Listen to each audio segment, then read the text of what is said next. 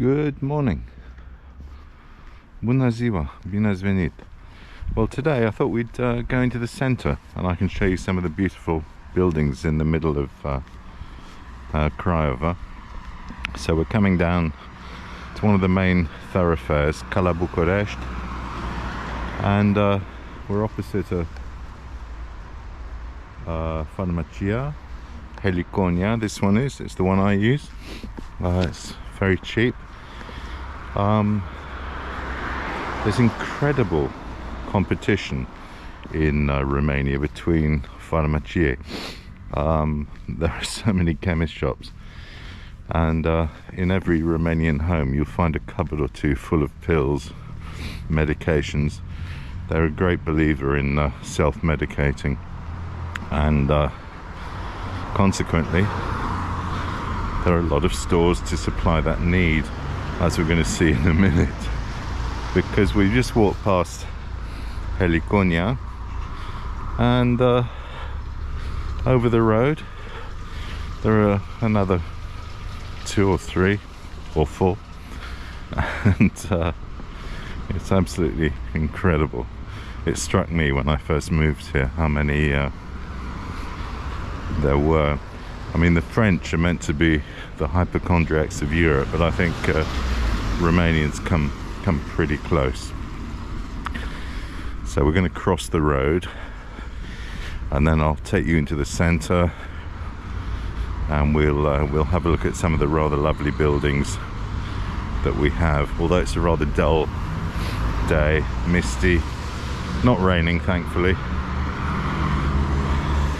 but you can see over the road here we've got Al-Shefa, I think, farmacia, and Andra farmacia.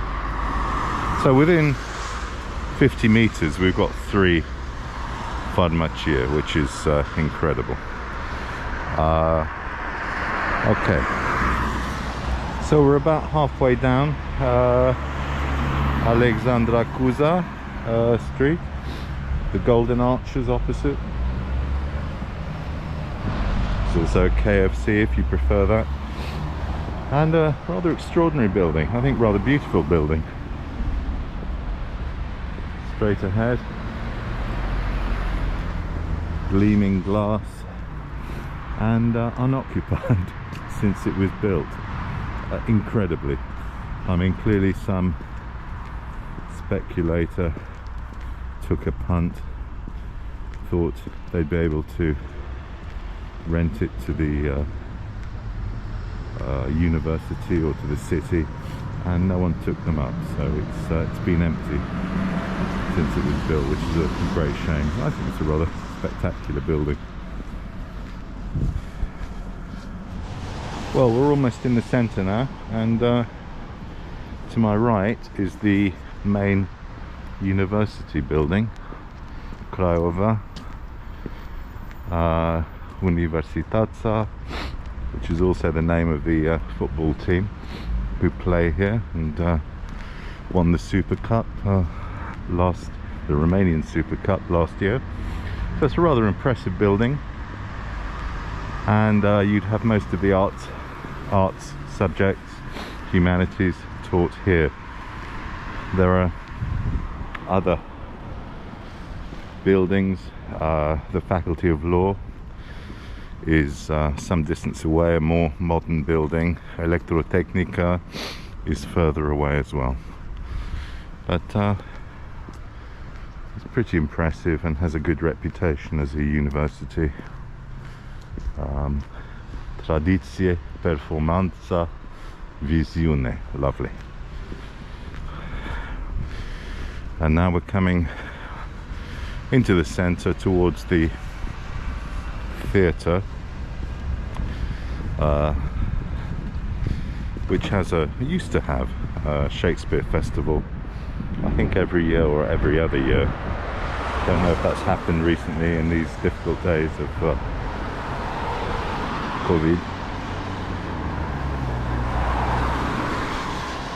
A statue that was erected to Mihai, Rege King Mihai,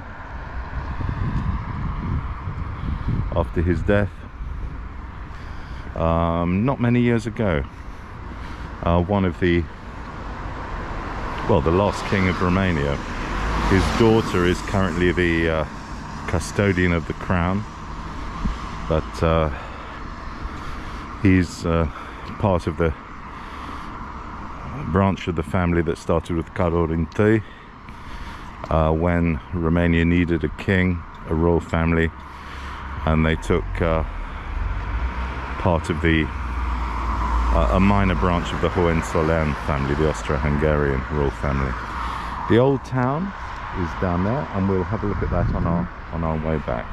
But here's the theatre, which is fairly impressive.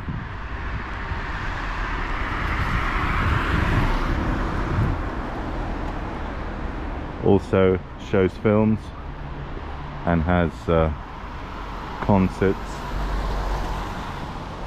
and is in pretty constant use. Marin Sorescu, Teatrul Național Marin Sorescu. Okay, we're heading towards the Primaria, the town hall, which is currently undergoing a refurbishment for, I think, about 2 years. It's going to take 2 years to refurbish it. The current mayor,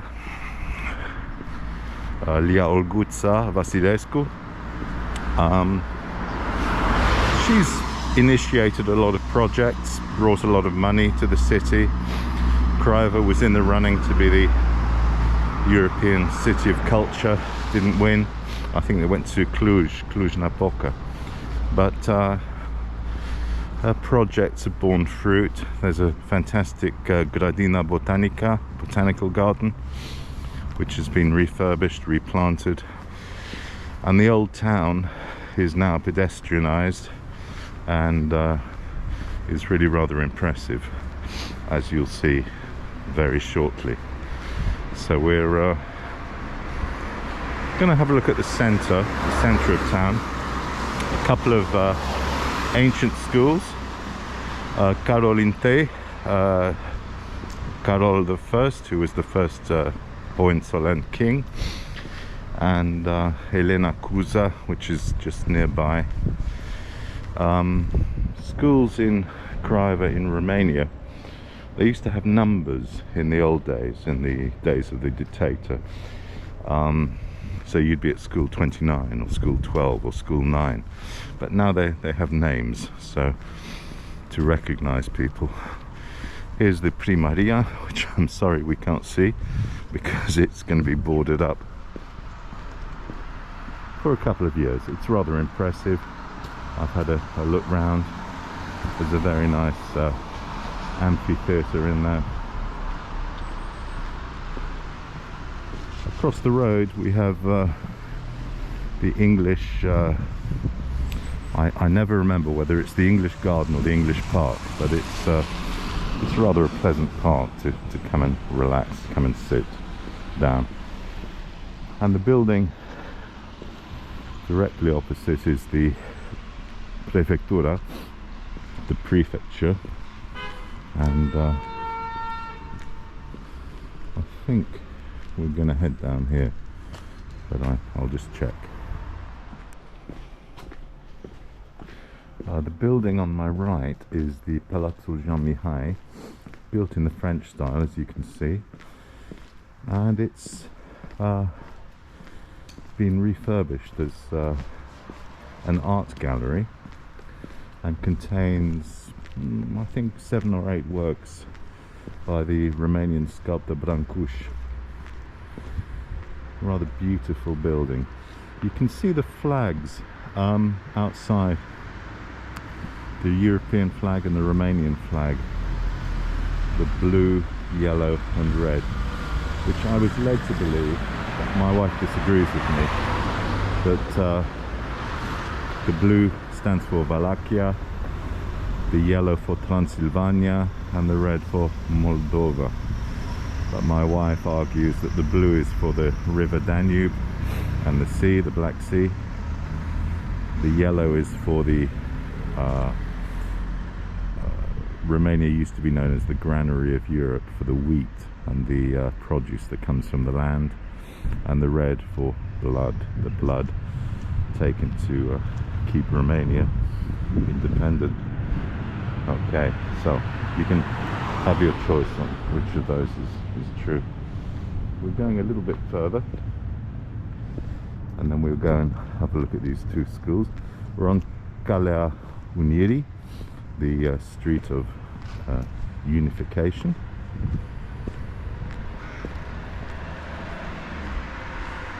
And I wanted to show you the National Bank, which is a rather special building.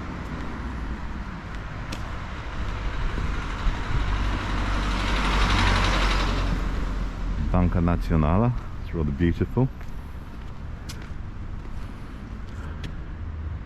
which you can see, and of course the two flags, the European flag and the Romanian flag. Romanians are tremendously proud of being Romanian, and also of having joined the European Union in 2007, I believe. Lots of churches. This is actually an evangelical church. Most Romanians, 81% of Romanians, would describe themselves as Orthodox believers. About 4% are Roman Catholics. The interesting feature of the Orthodox churches are beautiful, and there is no music.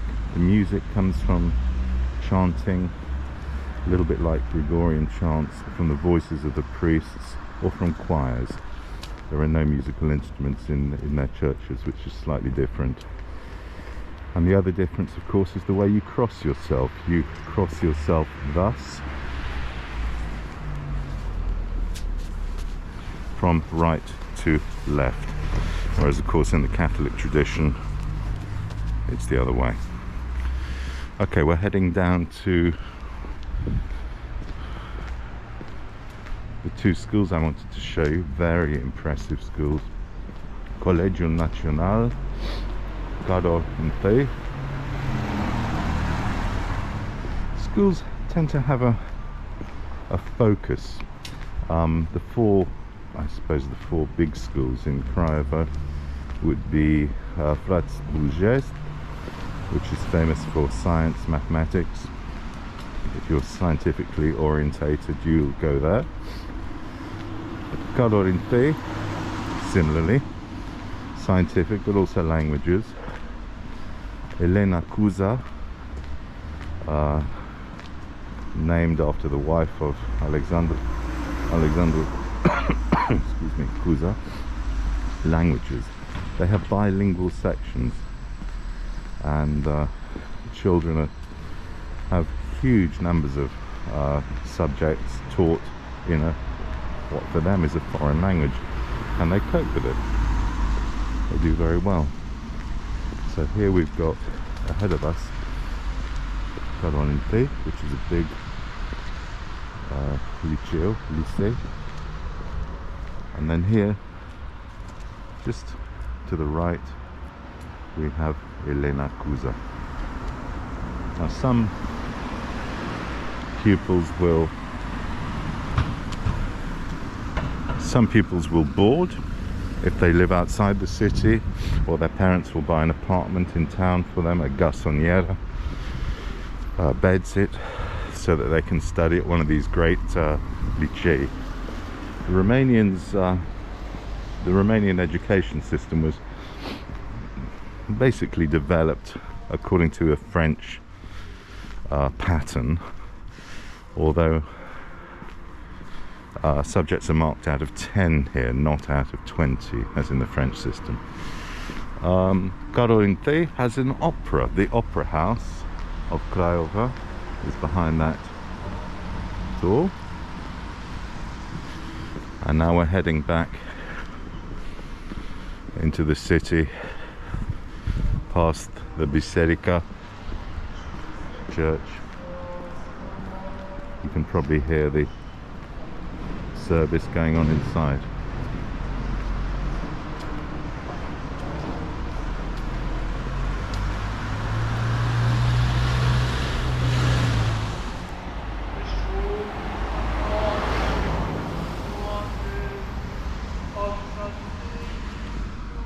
in my experience, Romanian school children are extremely well motivated and extremely bright.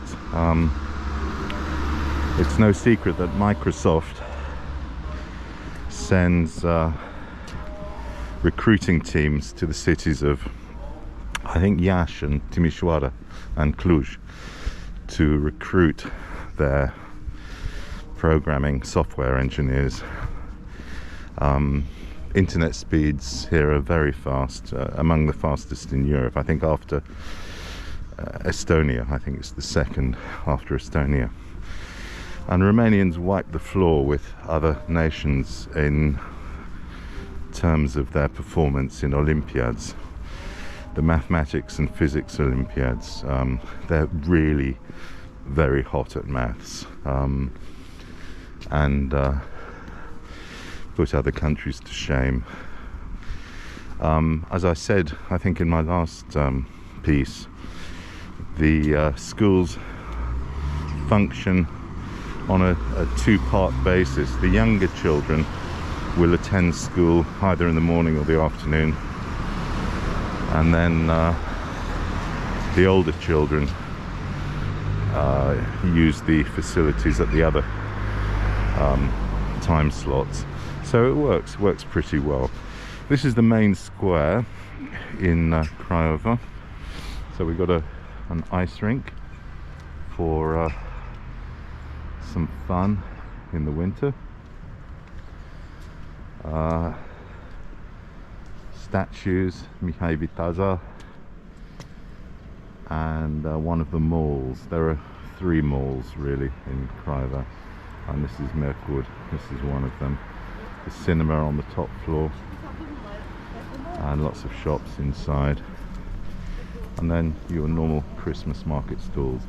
And ahead of us we've got the prefectura, the prefecture, because as I said, Romania follows a French system of having a prefect for each region, and appointed centrally, and if you like, the federal representative of the government, of the Romanian government, and they ultimately have authority for what happens in federal concerns. This all looks rather beautiful at night time, but it was so cold yesterday that I couldn't pluck up the courage to come into town, so I'm sorry you're seeing it in the daytime. Rather dismal, gloomy daytime, and not in the night time. So we're heading down the main drag, Cala Unirii, which ultimately leads us to the park. There's a big musical scene on in Craiova, and this is where that happens. Filarmonica Oltenia. Regular concerts, and I've had the pleasure of enjoying a visit there. You've got quite a bit of street art in Craiova, and here's an example of it. You see these statues around the centre, and indeed the airport, which is rather bizarre. Further down the street we've got the headquarters of the football team, Universitatea Craiova, known as the Lions, the Blue Lions. They have a wonderful stadium, which I'll show you later, Stadion Oblemenco, and it's one of the finest stadiums I've ever seen. Sadly, not many people go to watch football. They prefer to watch it on TV, so you can always get a ticket in the south stand, which is where I've watched them. If you go to the north stand, that's where the hardcore supporters are, with their drums and trumpets and flares, etc. Everything you would expect from Eastern European supporters.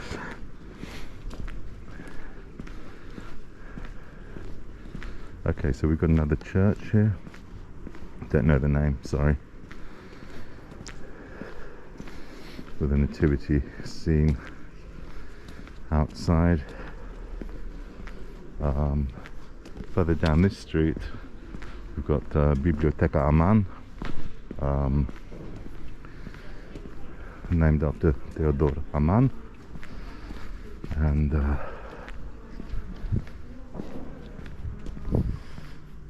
the street we're going along is one of the older parts, which has been redeveloped, spruced up, pedestrianised, and it's really rather pleasant.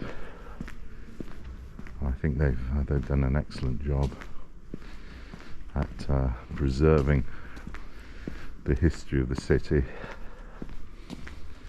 This is a rather wonderful gallery.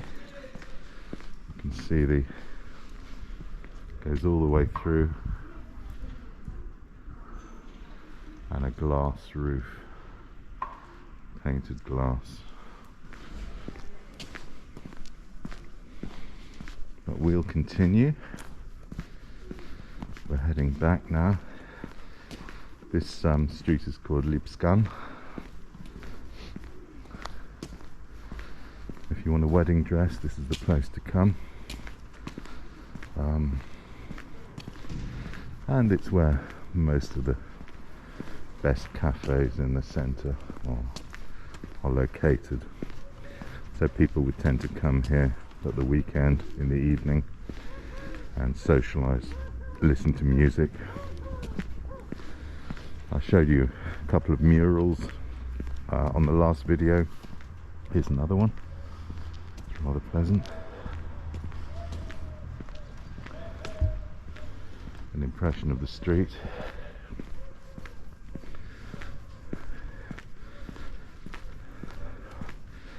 A few restaurants, bars,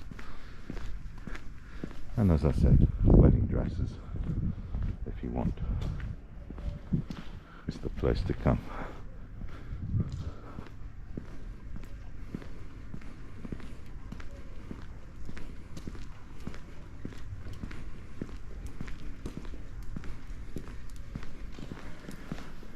Not many people around because it's very early on a Sunday morning. Okay, we'll head.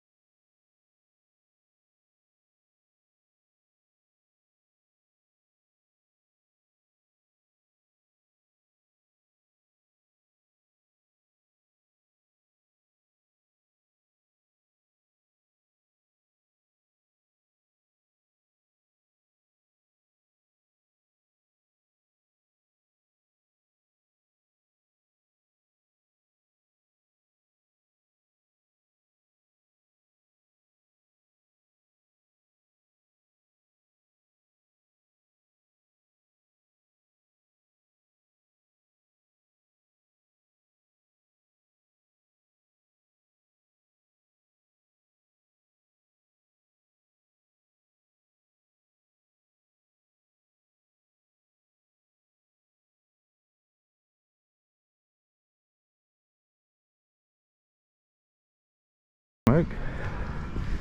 So they've very thoughtfully created these pods for smokers. Smoking area. Most people in Romania speak English, so if you're struggling, you can normally get by. You can find someone, certainly everyone under the age of 30 speaks English because it's compulsory at school.